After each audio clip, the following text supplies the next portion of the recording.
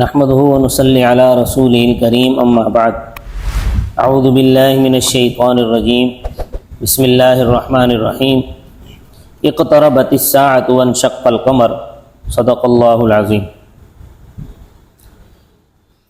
قیامت سورہ اسرافیل کی اس خوفناک چیخ کا نام ہے جس سے پوری کائنات زلزلے میں آ جائے گی۔ اس ہماگیر زلزلے کے ابتدائی جھٹکوں ہی سے دہشت زدہ ہو کر دودھ پلانے والی مائیں اپنے دودھ پیتے بچوں کو بھول جائیں گی، حاملہ عورتوں کے حمل ساقط ہو جائیں گے۔ اس چیخ اور زلزلے کی شدت دم بدم بڑھتی جائے گی جس سے تمام انسان اور جانور مرنا شروع ہو جائیں گے، یہاں تک کہ زمین و آسمان میں کوئی جاندار زندہ نہ بچے گا۔ زمین پھٹ پڑے گی، پہاڑ دھنی ہوئی روئی کی طرح اڑتے پھریں گے، ستارے اور سیارے ٹوٹ ٹوٹ کر گر پڑیں گے، آفتاب کی روشنی فنا اور پورا عالم تیرہ و تار ہو جائے گا، آسمانوں کے پرخچے اڑ جائیں گے اور پوری کائنات موت کی آغوش میں چلی جائے گی۔ اس عظیم دن کی خبر تمام انبیاء کرام علیہم السلام اپنی اپنی امتوں کو دیتے چلے آئے تھے، مگر رسول خدا محمد مصطفیٰ صلی اللہ علیہ وسلم نے آ کر یہ بتایا کہ قیامت قریب آپ پہنچی ہے اور میں اس دنیا میں اللہ کا آخری رسول ہوں۔ اور قرآن حکیم نے بھی اعلان کیا اقتربت الساعۃ وانشق القمر، قیامت نزدیک آ پہنچی اور چاند شق ہو گیا۔ اور قرآن نے یہ کہہ کر لوگوں کو چونکا دیا فَهَلْ يَنظُرُونَ إِلَّا السَّاعَةَ أَن تَأْتِيَهُمْ بَغْتَةً فَقَدْ جَاءَ أَشْرَاطُهَا فَأَنَّىٰ لَهُمْ إِذَا جَاءَتْهُمْ ذِكْرَاهُمْ۔ سو کیا یہ لوگ بس قیامت کے منتظر ہیں کہ وہ ان پر دفعتاً آ پڑے؟ سو یاد رکھو اس کی متعدد علامتیں آ چکی ہیں۔ سو جب قیامت ان کے سامنے آ کھڑی ہوگی اس وقت ان کو سمجھنا کہاں میسر ہوگا۔ لیکن قیامت کب آئے گی؟ اس کی ٹھیک ٹھیک تاریخ تو کجا سال اور صدی یہاں تک کہ دن تک اللہ تعالیٰ کے سوا کسی کو معلوم نہیں ہے۔ یہ ایسا راز ہے جو خالق کائنات نے کسی فرشتے یا نبی کو بھی نہیں بتایا۔ جبرائیل امین نے رسول اللہ صلی اللہ علیہ وسلم سے پوچھا تو ان کو بھی یہی جواب ملا کہ مل مسئول عنہا بعالم من السائل، جس سے پوچھا جا رہا ہے وہ سائل سے زیادہ نہیں جانتا۔ قرآن حکیم نے بھی بتا دیا ہے کہ قیامت کا مقررہ وقت اس کا علم اللہ کے سوا کسی کو نہیں۔ اس پر چند آیتیں پیش کر دیتا ہوں۔ پہلی آیت فرمایا ان اللہ عندہ علم الساعہ، بے شک قیامت کی خبر اللہ ہی کو ہے۔ دوسری آیت یسألونک عن الساعۃ ایان مرساہا فیم انت من ذکراہا الی ربک منتہاہا۔ یہ لوگ آپ سے قیامت کے متعلق پوچھتے ہیں کہ اس کا وقوع کب ہوگا، سو اس کے بیان کرنے سے آپ کا کیا تعلق؟ اس کے علم کی تعیین کا مدار صرف آپ کے رب کی طرف ہے۔ تیسری آیت یسألونک عن الساعۃ ایان مرساہا قل انما علمها عند ربی لا یجلیها لوقتها الا هو ثقلت فی السماوات والارض لا تأتیکم الا بغتہ یسألونک کأنک حفی عنها قل انما علمها عند اللہ۔ یہ لوگ آپ سے قیامت کے متعلق پوچھتے ہیں کہ اس کا وقوع کب ہوگا، آپ فرما دیجئے کہ اس کا یہ علم صرف میرے رب ہی کے پاس ہے، اس کے وقت پر اس کو سوائے اللہ کے کوئی اور ظاہر نہیں کرے گا۔ وہ آسمانوں اور زمین میں بڑا بھاری حادثہ ہوگا، وہ تم پر محض اچانک آ پڑے گی۔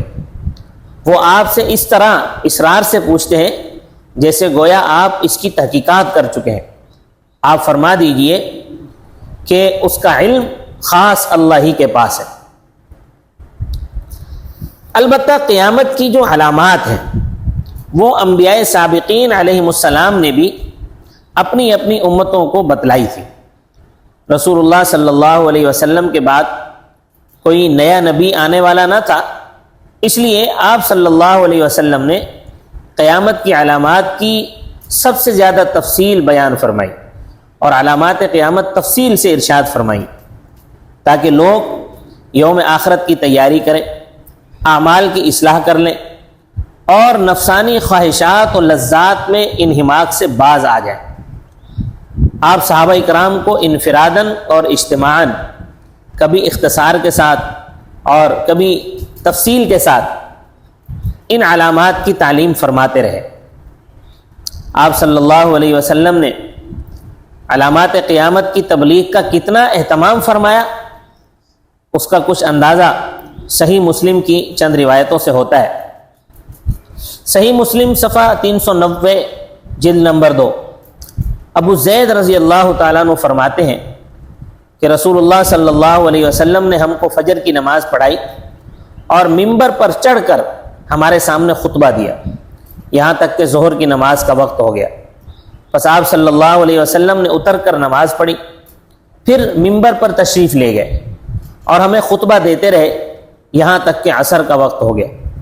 پھر آپ صلی اللہ علیہ وسلم نے اتر کر نماز پڑھی، پھر ممبر پر تشریف لے گئے اور ہمیں خطبہ دیتے رہے یہاں تک کہ آفتاب غروب ہو گیا۔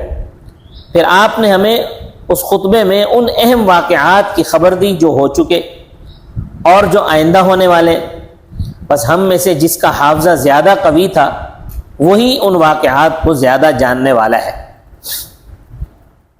صحیح مسلم کی ہی ایک اگلی حدیث ہے، حضرت حذیفہ رضی اللہ تعالیٰ عنہ فرماتے ہیں کہ رسول اللہ صلی اللہ علیہ وسلم ہمارے درمیان کھڑے ہوئے، اس قیام میں آپ نے قیامت تک ہونے والا کوئی اہم واقعہ نہیں چھوڑا جو ہمیں نہ بتلایا ہو، جس نے یاد رکھا، جو بھول گیا۔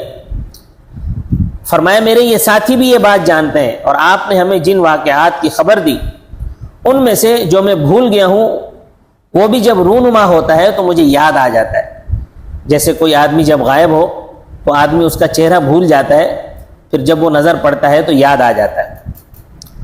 امت نے حضرت صلی اللہ علیہ وسلم کی دیگر احادیث کی طرح علامات قیامت کی حدیثیں بھی محفوظ رکھنے اور آئندہ نسلوں تک پہنچانے کا بڑا اہتمام کیا ہے، حتیٰ کہ بچوں کو ابتدائی عمر ہی سے یہ احادیث یاد کرائی جاتی تھی۔ کتب حدیث میں اس باب کی احادیث کا ایک عظیم ذخیرہ محفوظ ہے جو نسلاً بعد نسل حفظ و روایت کے ذریعے سے ہم تک پہنچا ہے۔ یوں تو حدیث کی کوئی جامع کتاب ان احادیث سے خالی نہیں ہے، مگر اکابرین محدثین نے اس موضوع پر مستقل تصانیف بھی چھوڑی ہیں، ایک ایک علامت پر مستقل تصانیف موجود ہے۔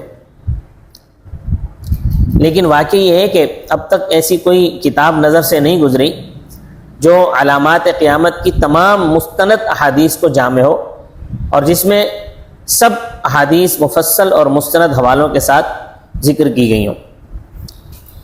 علامات قیامت میں بعض واقعات کی تو اتنی تفصیلات ملتی ہیں کہ بہت چھوٹی چھوٹی چیزوں کی نشاندہی بھی موجود ہے۔ مثلا فتنہ دجال اور نزول عیسیٰ علیہ السلام کے دور کی اتنی تفصیلات بیان فرما دی گئیں کہ کسی دوسری علامات میں اس کی نظیر نہیں ملتی۔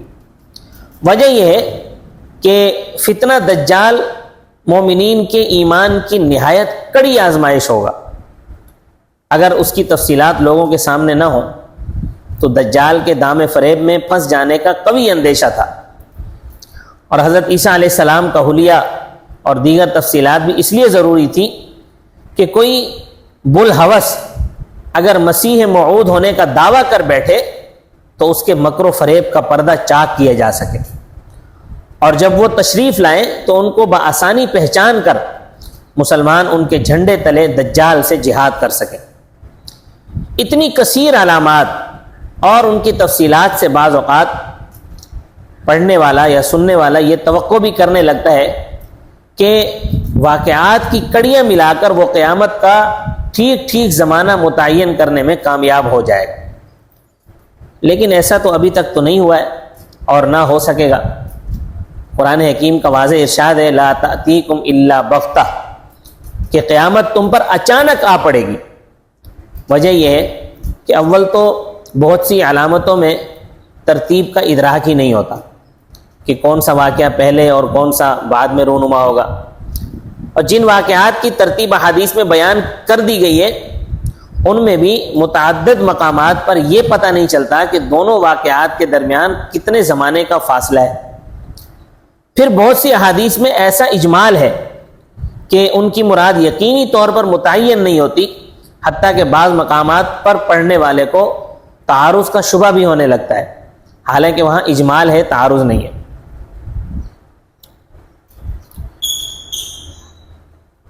علامات قیامت کی حدیث میں تعارض کیوں نظر آتا ہے؟